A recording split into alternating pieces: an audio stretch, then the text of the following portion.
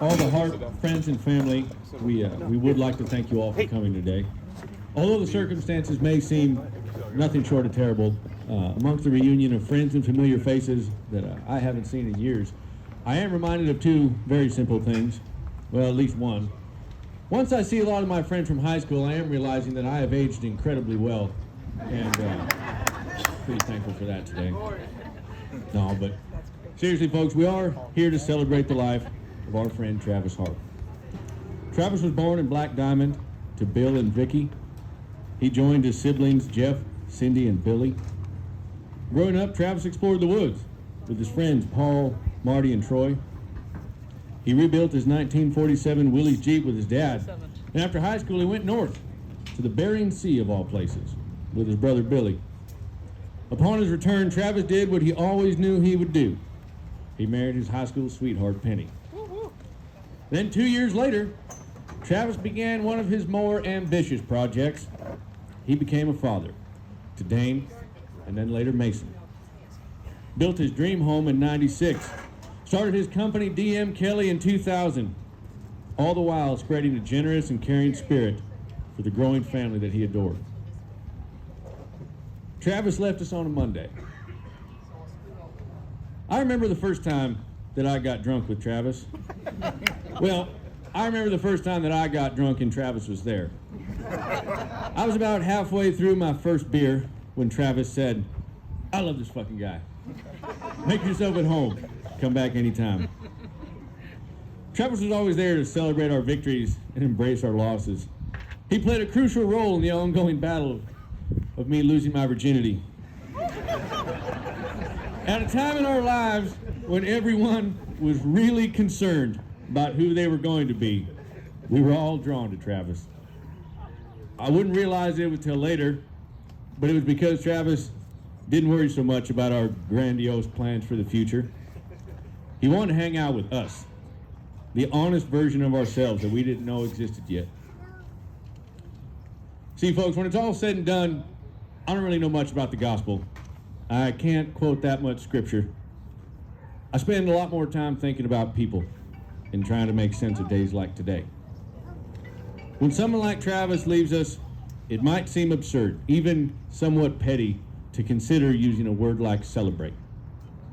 For we all feel this empty space. We all feel the empty space of a hole left in our hearts. And I think that's where we find the reason. Because that hole in our hearts is there because we love somebody with all of our heart, and they loved us back. Travis loved each and every one of us more than we loved him.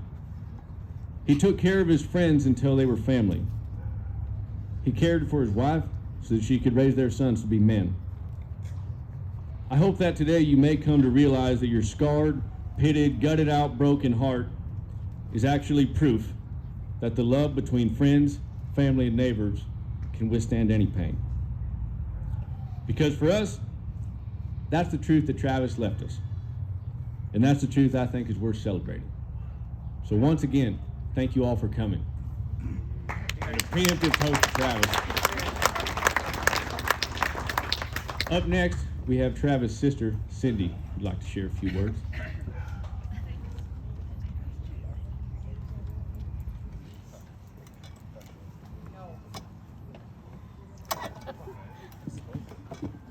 As I was listening to him, I felt a theme resonating that we're probably going to hear a lot of tonight. Celebrating life allows you to live it fully. I want everyone to hang on to that thought as we celebrate Travis today. It would be a lie to say that I didn't struggle about that word today. How could I celebrate when I'm so profoundly sad? But celebrating life allows you to live fully, and so we must, and I look forward to your stories. My story is that I miss my brother, or I should say brothers. I know today is about Travis, but you can't think of Travis without thinking of Billy. We lost them both this year. There's something special about family and siblings and how it has its own special history in each of us, shared memories that only those who are part of that specific family have experienced. Trips to the ocean, Christmas with cousins, catechism, confirmations, impromptu backyard bonfires, trips to Easton and Samoa-Lissac. And if you dared to say you were bored, there was nothing to do, well, my dad had a long, long list of which always involved moving a brick pile or a wood pile. There were shenanigans that involved poker parties of 4 that grew to 100 of Trav's closest high school friends. There were apple pie moonshine or adventures with many of you here today, the Elders, the Wilsons, the Cobys, the Carters. Small towns give you bonus family. That's what's great about a small town. Our siblings are our built-in co-conspirators in this thing called life. They are our first friends. They share our core values of how we are raised. They know our difficulties and our past, and they saw our triumphs. They can really annoy you. I must have drove Travis to the gorge 100 fucking times.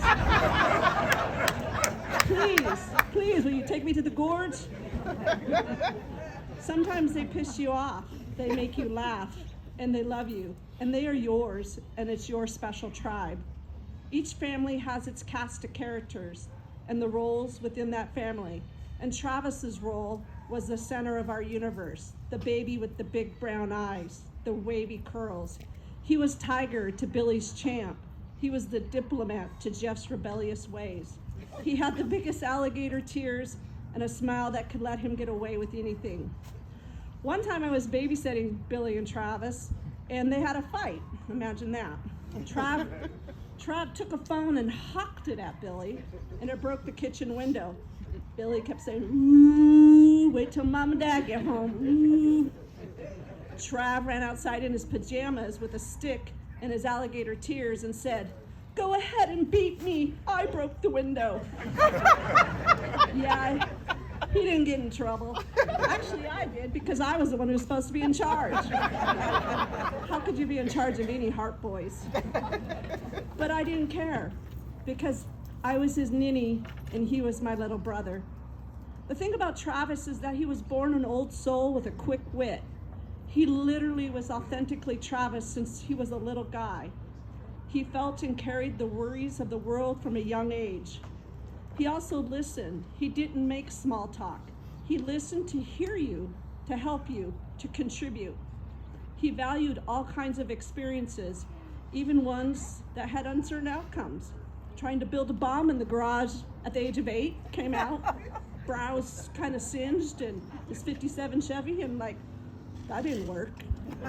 Looking for dead bodies at the gorge when underage drinking, or starting his own business as a young man. And when he put his mind to something, there was no stopping him. I think about him taking on that old Willie Jeep running board and turning it into his dream Jeep, or when he wanted to learn to hunt and went straight to Big Walt to learn from the best. He wasn't afraid to express himself, whether in thoughts or emotions. He loved with all his heart, and I love yous were common. He was intentional in his actions. When Mom and I were talking about what we would say today, Mom recalled when Penny had a long labor with Dane and she ended up having a cesarean. Penny hadn't been brought up yet, but Dane was in the room with the grandparents. And Travis told him he didn't want anyone else to hold him, that he wanted Penny to be the first one to hold Dane. He thought about those things, the importance of those things. There are so many stories that involve fork stabbings, rocks being hucked, fisticuffs being thrown, and they usually involve Travis, and with Billy as the recipient.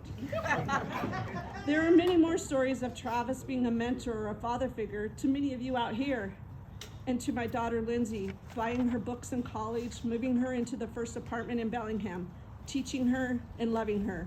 And there are still more memories that involved kibasi, a drink, a deep life discussion, and a lot of humor. Dark humor was a family trait, and Travis was masterful in the one-liners. I'm proud of my brother, and I know he's proud of me. He was my #1 fan, and he always believed in me. I loved my brother, and I know he loved me, and that gives me comfort. And I hope his love gives you as much comfort as it gives me. I am better for having him in my life. I will miss him. I will celebrate him. And if we should meet and I start talking about him, or we, please let me. Please hold Travis close and remember his name and remember his heart. For the personal legacies span a lifetime, and we are not defined by a single moment, and nor should Travis. Sometimes we are mutually privileged just to have accompanied someone for however brief on a journey that's impossible to accomplish alone. I would like to say a poem that I shared at Travis's graveside. To my brother, to my friend, when the rain is blowing in your face and the world feels like a crazy race, I will hold you tight and give you grace so you can feel my love. When the evening shadows and the stars appear and there is no one to dry your tears, I will hold you close for 1,000,000 years so you can feel my love. I'd go hungry, I'd carry you on my back till I was blue. There's nothing, Travis, I wouldn't do for you. Now the storms are raging in the Bering Sea and the winds of change are blowing wild and free. Still there is nothing I wouldn't do. I'd go to the ends of the earth for you.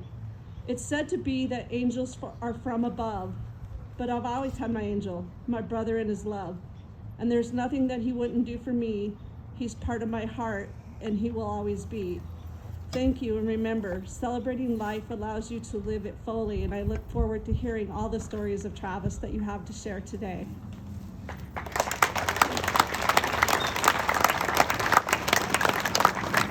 Thank you, Cindy. The second time I got drunk with Travis, well, it wasn't exactly the second, but I remember telling Travis that I was thinking about going to college for rodeo, and I remember the words he said to me. He says, "I'm not gonna lie, I think that's fucking stupid." I myself don't really get to draw the whole cowboy thing, but hey man, if you're gonna do it, that's fucking awesome. I'm proud of you. I remember this because, like I said earlier, Travis didn't really care who you were or what you did. All he cared was that you owned it, and it was 100% you. And that's a lesson he passed on to a lot of us young men, and it's damn sure something that will carry on a lot longer today. But Travis had his own group of friends, and I think his next one, Paul, is going to come up here and say a few words.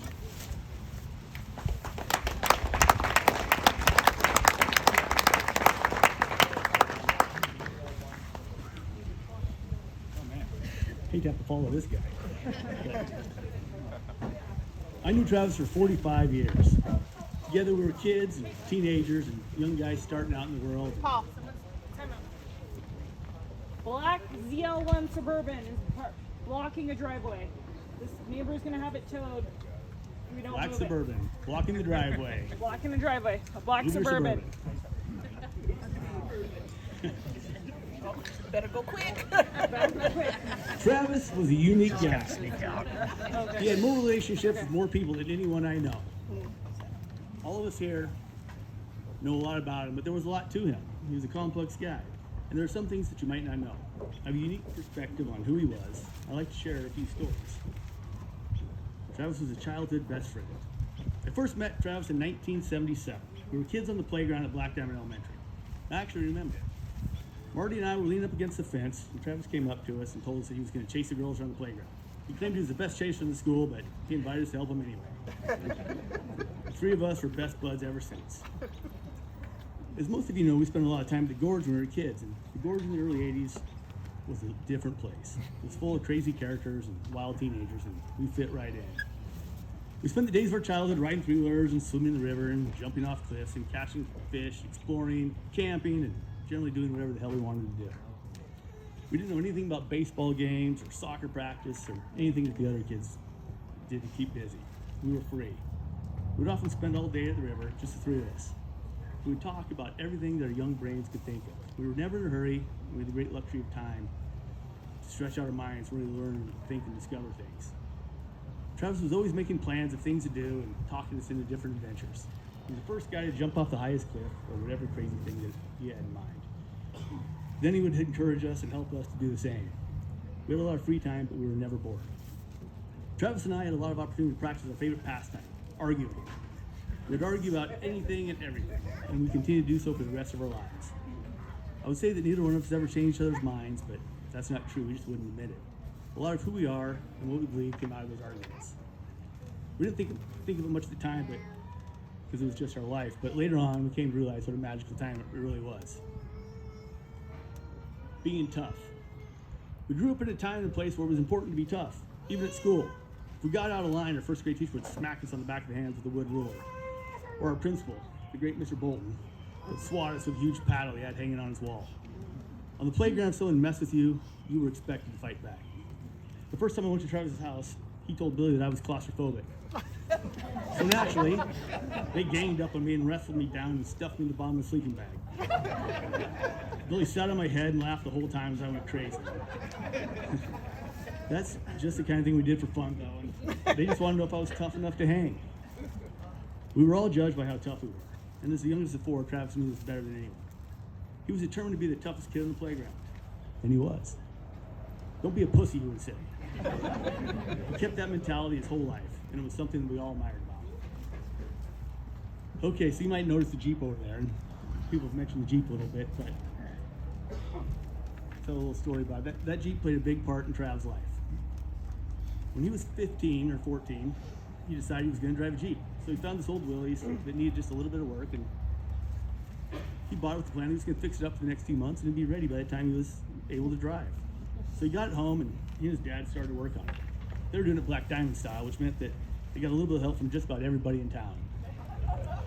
They'd spend every weekend in the garage working on it. And at any given time, there'd be several Black Diamond guys in the garage talking and laughing, drinking beer and arguing and doing a little bit of work.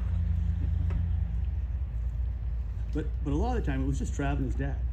This went on for a long time. And they finally got done about 4 years later, right before he graduated high school. By this time, he was out of high school, and the Jeep was just not a practical vehicle, and he sat in the garage for the next 25 years. This may seem like a waste, but it was not at all.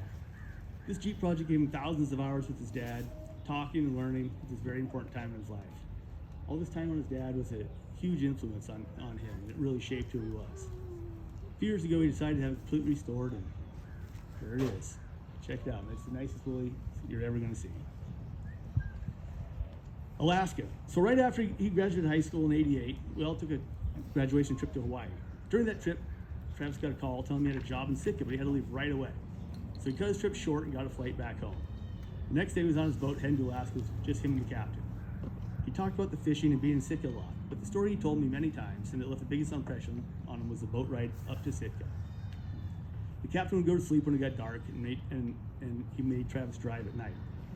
Now, Travis was only 17 at this time and barely left Unified at this point. He had no business piloting a boat, but now he found himself alone in the darkness trying to navigate through the Inside Passage. He had only one tape, the Joshua Tree, which he listened to over and over. He would listen to U2 and think about Penny as he drove through the night. This experience stuck with him his entire life. Later on, he crab boat in Bering Sea with his brother Billy, which was much, much more dangerous, and they had too many crazy and terrifying experiences to talk about. But they made it back, barely.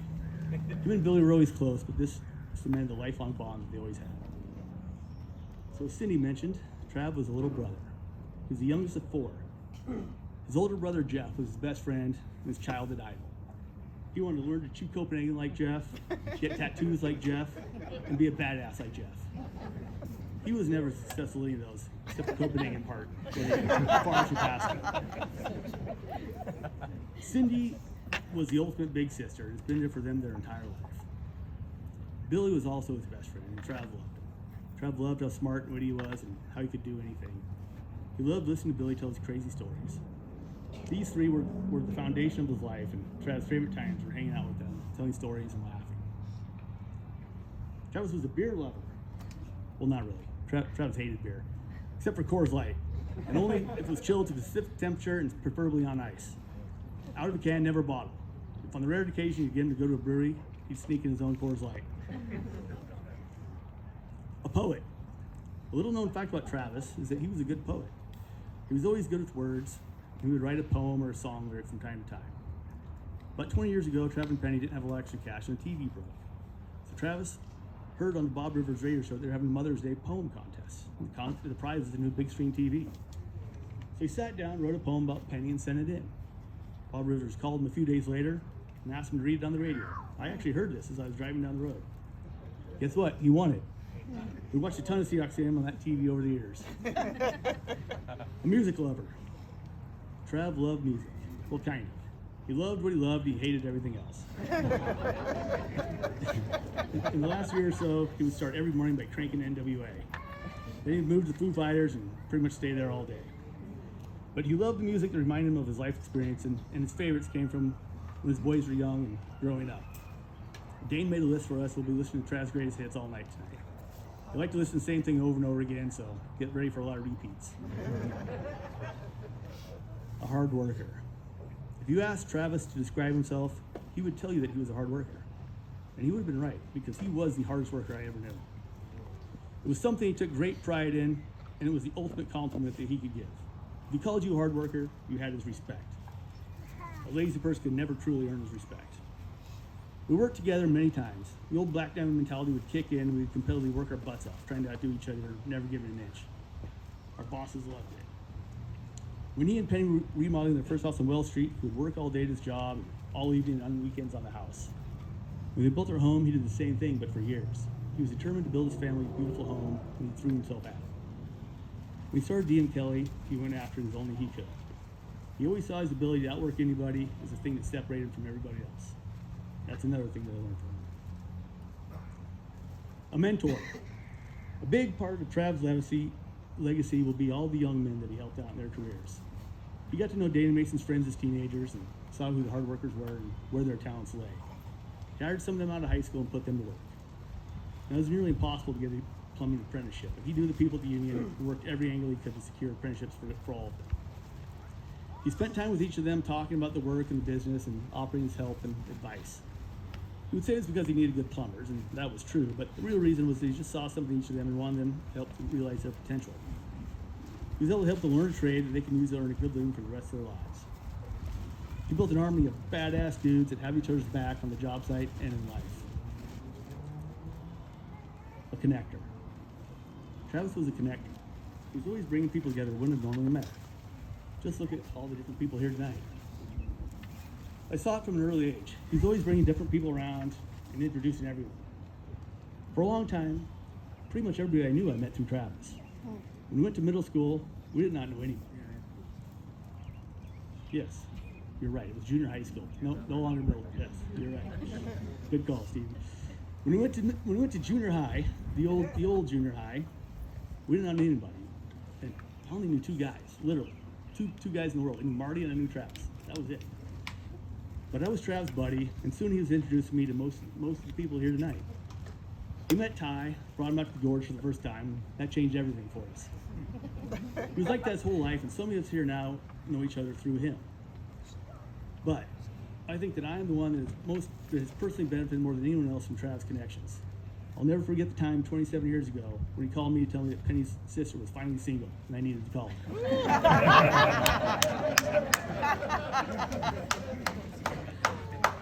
A true friend. I can think of at least 6 or 7 people that consider Trav to be their best friend. And there's probably more than that. And all of us were right. He actually was our best friend. Think about that for a minute. How many of us can say that? If I was in a bind and needed some help, he was the first person I would call, and he would always be there. But I'm not alone in this. He was many people's first call. He worried about his friends all the time, and he would often check in to make sure that we were good. If he sensed anyone was feeling down, he would come over or do something to cheer them up. Not long ago, he made the most ridiculous and hilarious video ever to cheer Marty up. I won't go into it here, but ask Penny or me about it later. Nobody ever had a better friend than Trav. A dad. I sent it in for the video, but she didn't bite. It wouldn't make sense. Trav's greatest achievement, though, was as a father. He was simply the best dad 2 boys ever had. He taught Dane and Mason how to do all the important things in life and how to be men. They were the pride of his life. They are the best 2 young men that I know, and I have no doubt they will continue to make Trav proud. Penny. As his boys were the great pride of his life, the great love of his life was, of course, Penny. It was always Penny. They were together since they were teenagers, and there was really no Trav without Penny. She was his strength, his partner, and his favorite person in the world. Summing it up. So Travis meant a lot to us. All of us are better for having known him. I was talking about him with someone a few weeks ago, and they told me when somebody dies, everybody says what a great guy they are. But Travis really was a great guy. And I can't sum up any better than that. He was one of the greatest guys we'll ever know. Travis was the best. The world is better with him in it, and it will be greatly missed, but not forgotten. Now, as Travis like to say, let's get the fuck out of here.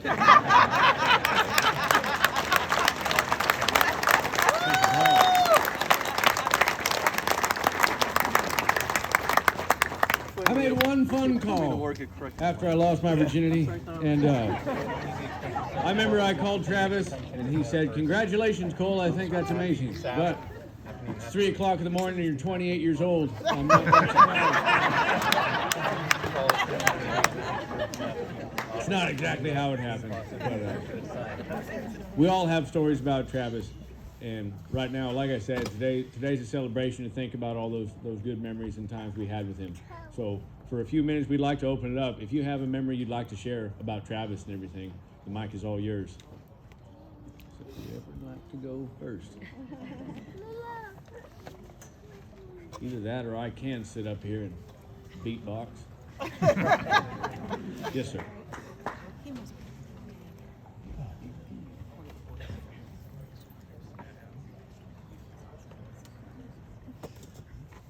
Hi, my name's Seth. I've worked for Travis for about 13 years. Figured I'd rush up here first. You guys all probably have better stories than I do, but he just never had a better boss than a guy like Travis. I came to work for him, just dispatched out of the hall, and kind of became his right-hand man about 8 years ago. He let you do what you needed to do. He liked to empower everybody that worked for him. He didn't micromanage. He was more about building people up than he was about any of those details.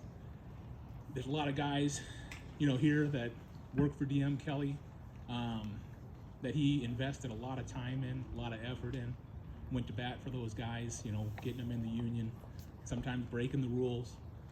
Got more than a few awkward calls. I'm pretty active in the union, and I get some interesting calls about what's going on that project where you have a helper out there welding. I'd just be like, I don't know anything about that.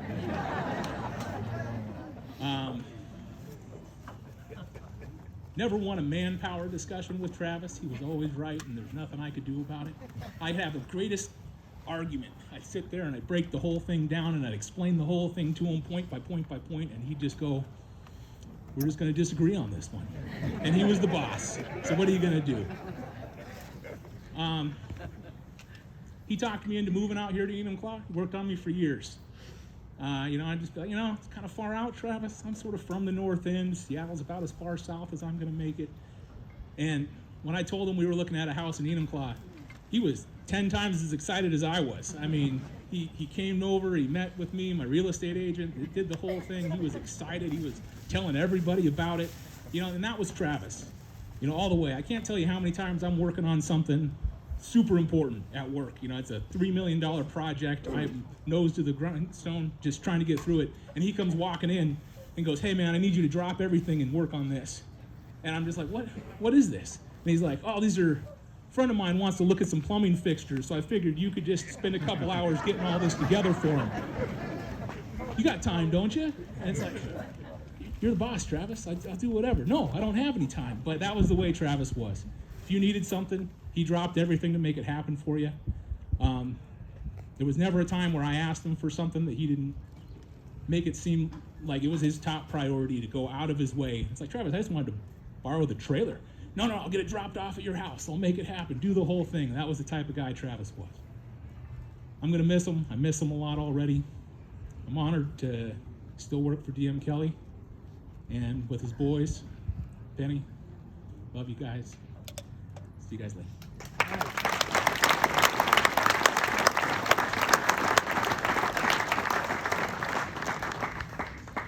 Thank you very much. Is there anybody else? I know a lot of people. Oh, yes, sir.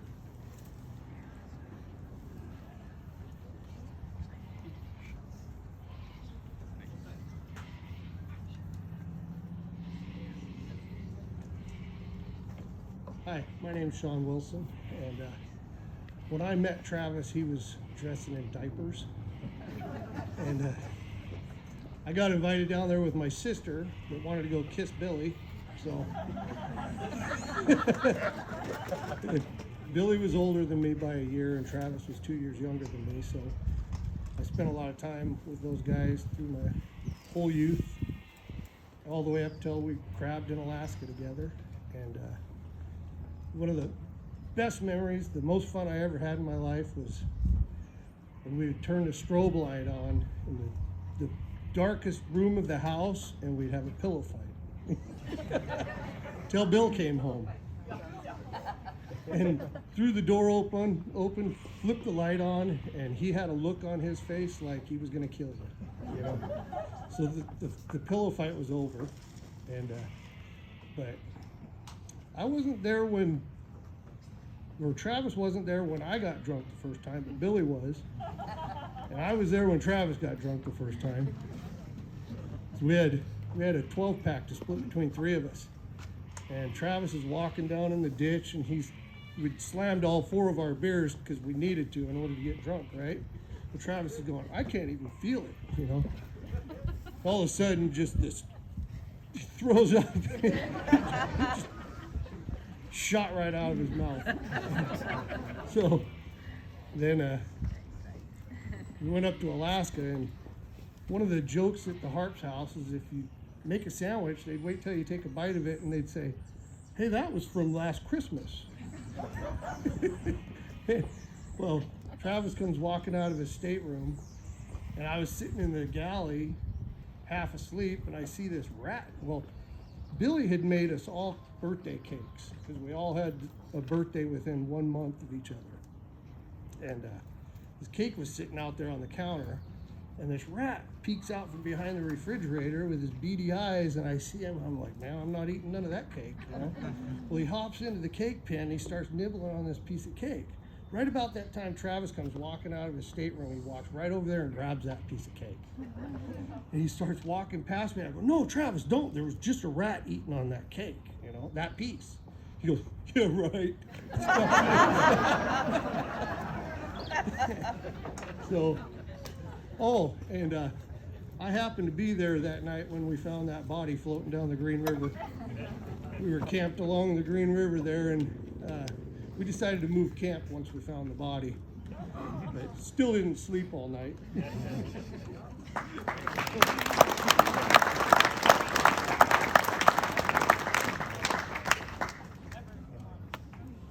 There's a lot more stories than that. I'm mom, but I can only talk from up here. That's all right. You can just project it. We're fine. So I can tell you all about my baby boy. Big brown eyes, his sister said, and he was tenacious young man. And Billy was always on track. And there was 3 years difference. So Travis was 3 years old. Billy was 5. Billy was tormenting him. And Billy's dad, or Travis's dad, and I were remodeling the basement downstairs, trying to build the bedrooms. And all of a sudden, through the door, here comes Billy running 100 miles an hour and laughing. And his dad grabbed him by the back of the neck and pulled him back. And then here comes Travis. He's 3 years old with a boulder like this. And he was after his brother. He was and it was just, and then when they got in high school, Travis was a very coordinated, neat dresser. Billy, you know, when it came to clean socks, Travis had his stuff laid out every day to match. And when he got up, he didn't have his socks. Well, Billy had it. Now, Billy's 2 years ahead of him. So Trav told him, I guess, because we were at work, so of course this is all secondhand. You wouldn't come in and look at black eyes and ask what happened. He wanted his socks matched, and Billy said no. Or bam, he socked him and gave him a black eye so big. And he had to go to school, but his little brother gave him the black eye. And that got around. And Travis, he was always caring. He was always like, we wrote him things. He always said, you know, happy thoughts, sweet dreams, happy thoughts, whatever. But he was always, if he had a project, that's all he thought about. That's all he thought about. Don't talk to him about anything else. Don't. And his dad was like that. He was going to build something. I'm building it. I don't want to hear about birds. I don't want to hear about whatever, but this is what I'm doing. And so he got some of his dad's traits in there. I'll tell you that. But he was a caring young man.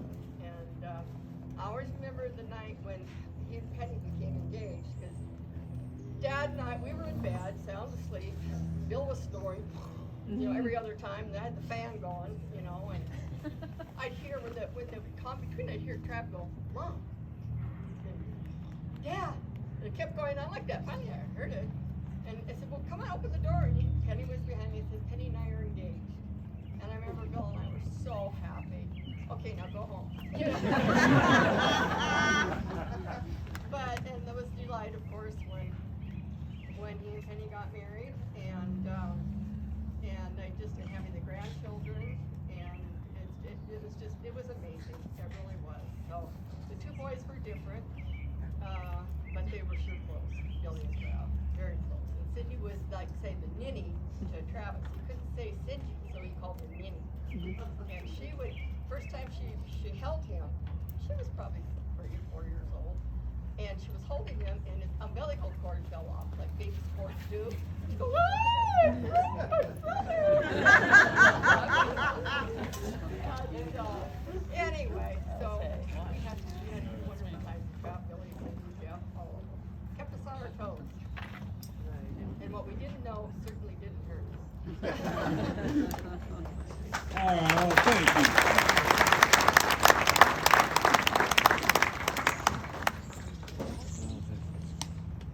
Is anybody else got some stories? I know there's lots. Sure. Oh, yeah. Got somebody here. Yeah. You're gonna have to yell. I've got a story.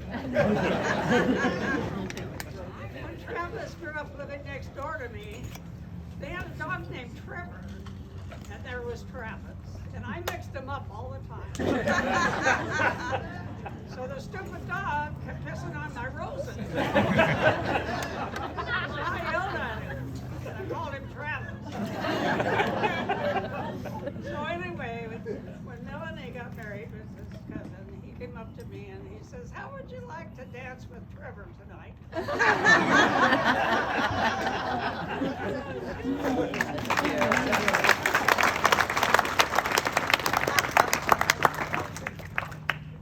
I know there's lots. There's no need to be dissuaded, folks. We're just passing out stories.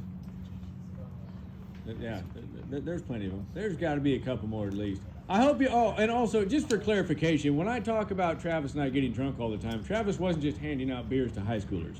The rules were pretty simple in the Donnybrook. That's what we called their section of the garage. The rules were, as long as you bought your own beer, you can drink here, but you can't leave. Well, those are pretty simple rules to follow when you've got a pretty awesome house. So it was a great time. A couple things happened. Number one, we all became really good at handling our liquor, right? That was the first thing that happened. Sorry, Penny, I'm not throwing you under the bus. This is a great side effect. The first thing is, yeah, we became really good at handling liquor. The second thing is, man, we all became really good music aficionados. I can remember all sorts of times listening to music down there. But, man, number three, you just kind of, I don't want to call it cocky, but we're the coolest sons of bitches that ever roamed the planet. How could you ever top that? And, man, that's one thing. I know Travis loved it because he told us every time we were there, and it didn't matter who pissed on the couch or threw up in the road. It was always a good time. I didn't like that very much. What's that? No, it's cool. Yeah, it wasn't me. But if anybody else, folks. I know a couple of people who it was. Oh no, they're definitely here. It doesn't matter. It'll all come out. Well, folks, we could even open it up, and it's no trouble now. We can open it up. If you've got more stories to tell, by all means. We're here to break bread. We're here to celebrate the life of our friend. And we're going to be doing that here all night. And if it doesn't end here, then it's going to end somewhere else. So we'll be swapping stories all night. But up next, I think we've got a video planned. And I don't know who's in charge of this video because I don't know really how to play it. All right, I'm out of ideas.